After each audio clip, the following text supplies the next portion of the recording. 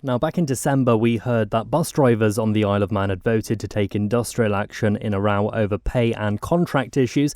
Action was put on hold over the festive period while talks took place. But 6 weeks into the new year, we've heard that strike action is now due to take place. We've been told and had it confirmed by Unite that the walkout will take place over the course of 10 days, starting next Saturday. Well, we've been asking for word from the Department of Infrastructure on this. We're pleased to say the Minister, Tim Crookall, joins us in the studio now. Moromai, Minister. Moromai, good morning.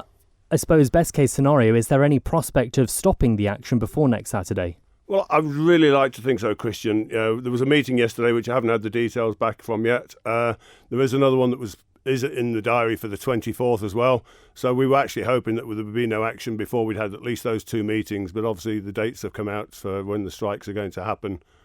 And the union says in a statement that responsibility for any disruption now rests with the government. Do you accept that? Well, no, not really, because, we're still making ourselves available. We're trying. There's several options on the table. The door is still open to talking. Say there was a meeting yesterday. There was another one penciled in for the 24th. But the unions feel part of that is the terms and conditions are not on the table. This is about finances rather than terms and conditions. But we're, absolutely still open to make ourselves available for any meetings. Because Unite says drivers have remained engaged and that opportunities to settle were there, but not taken. So are you saying that's not a fair characterisation? From what I understand, and obviously I'm not back in the department, but we are absolutely available to make the meeting dates and continue negotiations. And MERS were involved and still staying involved, as far as I know. Obviously, some people might say that industrial action of any sort represents a failure of leadership and ultimately a failure of government stewardship of a public service. Do you accept any responsibility for the situation reaching this point? Well, no, I don't. And because I'm saying that because there's obviously leadership on both sides and both sides are trying to resolve this still. So I'm hoping we'll get back round the table, even as quick as Monday, if you like. It probably won't happen today, unless yesterday's meeting is still ongoing. Because as I say, I've not had anything feedback from yesterday. So that could be that they're going back into that. I honestly don't know. But, we're still, and both sides and MERS are willing to meet and try and resolve this issue. Well, it's been 2 months since Unite members voted in favour of this action, and it would appear, obviously, a resolution still hasn't been met. So, 2 months, that's a fairly long time. Why has it been going on for so long? I just assume, Ben, that, in between then and now, that meetings haven't happened. I don't know that, but, as I say, there was a meeting yesterday. Whether anything's happened in those 2 months, I guess there's been emails flying around and unions will have been meeting with MERS maybe and whatever, but say, please, can we get, and I'm asking now, please, can we get back round the table as soon as possible, not wait for the 24th if that's the next meeting, and try and resolve this. This is really important to everybody that uses the bus services, the drivers, people who own businesses, because obviously it'll affect those. People are going to hospital for appointments and so on, and obviously the schools as well, potentially. Arbitration, is that a possibility? Has that been considered at all? A couple of people asking about that this morning. Hasn't been mentioned that it has. It's obviously a consideration. We're happy to look at that, Ben. Well, you just mentioned there that the bus service is crucial to so many people on the Isle of Man. If this strike goes ahead a week tomorrow for 10 days, exactly how many services will be affected? Are we talking a full shutdown of the bus network? We've no idea yet. As I say, again, on the back of yesterday's meeting, they've been told there what they're going to do. But 10 days is an awful long time to shut down for anybody, whether it be the drivers striking or for those trying to cover those bus routes that will be cancelled or delayed, whatever. We've only got a certain amount of staff that can fill in. If it's 10 full days, please not. But it may be the odd day in between, but we'll have to wait and see what they come out with. They'll decide that. Well, the strike action is only 8 days away if it goes ahead. Presumably, you must have contingency plans in place. You talk about the schools there. If the buses don't run for 10 days, the schools go back. It's half term from today. Schools go back a week on Monday. That will have a massive effect because we know on snow days, if the buses can't run, it plays a big part in the schools. It really does. And so we have a lot of office staff and people who work down at Bank Circus. And there will be some drivers, hopefully, that will want to work and cover those essential services. We'll do the essential services if possible. and then make best of what else, with the staff we've got to do the rest of the services as well. We're talking an enormous amount of buses when it comes to the school run. You can't absolutely. Possibly cover that if the drivers go on strike, not all of the services. The staff will try their best, Ben, to do what they can for those essential services. I'm guessing at the moment, because I don't know all the details. We don't know when they're going to strike in that 10-day period, whether it's for 10 days, it might be every other day. We've no idea. I've no idea yet what the strike action is going to be. Patient transfer, Nobles, you just mentioned as well. Have you been sort of liaising with the DHSC minister and the education minister as well about all of this? All that will be dealt with, as and when we know exactly what the situation is and what action is being taken. A reliable bus service, again, crucial to the island. Any kind of strike action will affect thousands and thousands of island residents. Surely you just simply have to get this sorted, and sorted really quickly. Do the bus drivers have yourself and DOI over a barrel on this? No, we're not over a barrel at all, but the door is open. As I said to you, there was a meeting yesterday. I will make sure that the officers and myself, politicians don't normally get involved. I'm happy to get involved with this, more than happy to get involved if it helps to resolve it.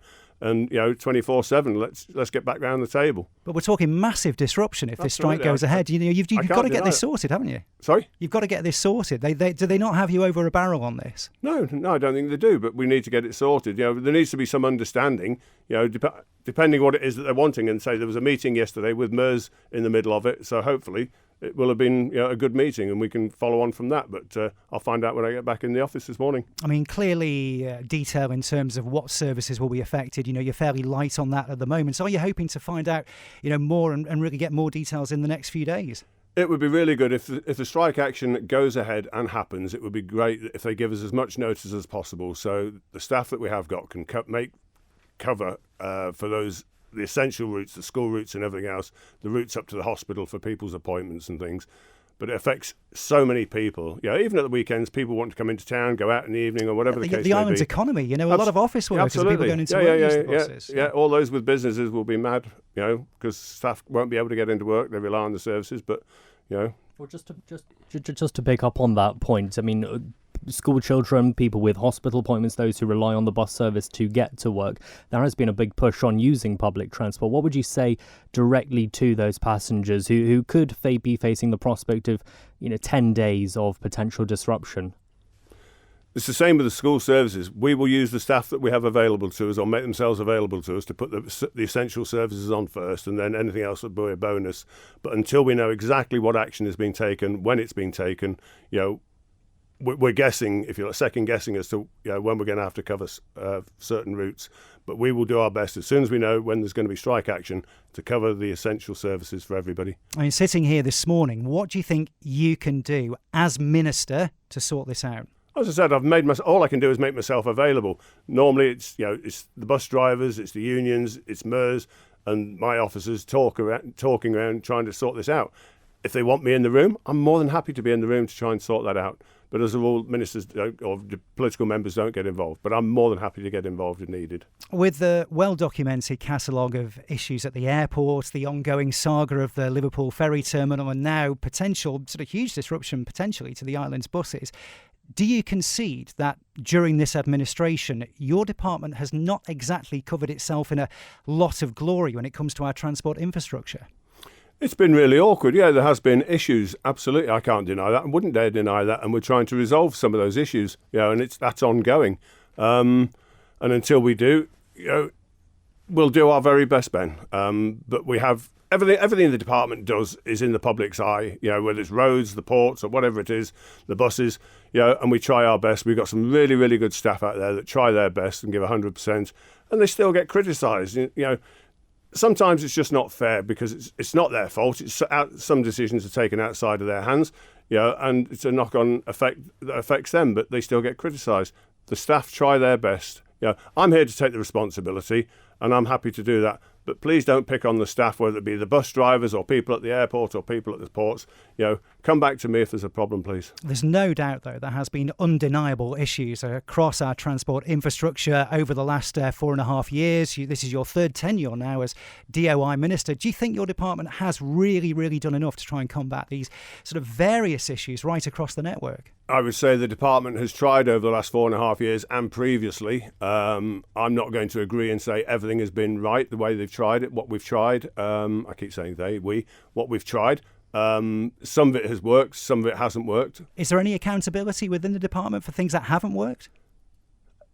Yeah, yes, because it comes back to me. And your senior officers?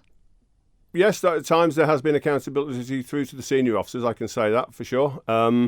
Is there enough of that? Some people would disagree. But again, that's down to me to make sure that those things, or the previous ministers, to make sure that's happened. Do you feel there's enough accountability yourself personally? Not always, no. Just final question, I suppose. I mean, has the department made a final offer? Because from what we know, it's less so about pay and more about contractual issues. I mean, why is it so difficult for the DOI and Bus Vannin to simply go forward and say, okay, everyone is on the same contract, so that there isn't that dispute and the kind of two-tier system that is causing the issues? At the last meeting I had on Wednesday, I think it's all about the finance. It's not about terms and conditions. It's about finance, I was told, what they're looking for. So that's what I was told on Wednesday, Christian. Whether you've got something different, I can't dispute that. But all I was told on Wednesday was terms and conditions are not on the table. This is about money. Yeah, I understand that. What I'm saying is the way the contract is set up is some people are on different contracts, other people are on contracts which are not as favourable. So why is it so difficult to just not put everyone on the favourable contract? If only it was that easy. Years and years this has been going, and this goes back to the mid-teens, if you like. This has been going on. We know there's different contracts. And at one stage, there was an offer to buy them out of those contracts. It wasn't accepted, and we still have drivers on different conditions. And that's their right. If they want to be on those conditions, we can't do anything about that unless they accept an offer for them. And just finally, if this industrial action does go ahead, a week tomorrow, it's due to start Saturday, 21st of February. It's due to be in place for 10 days. Will you and your department sort of do everything you can to keep the island's public updated? And would you sort of come back on here and keep us up to date on Manx Radio so our listeners listening to us now can stay as informed as possible? Absolutely, Ben. The department will put out all the information that it needs to. As soon as we find out what action is going to be taken, we will make sure that everybody is known, whether it's through social media. Up here, I'm more than happy to come back up and talk to you about this. And in the meantime, we will be trying to resolve this issue as speedily as possible.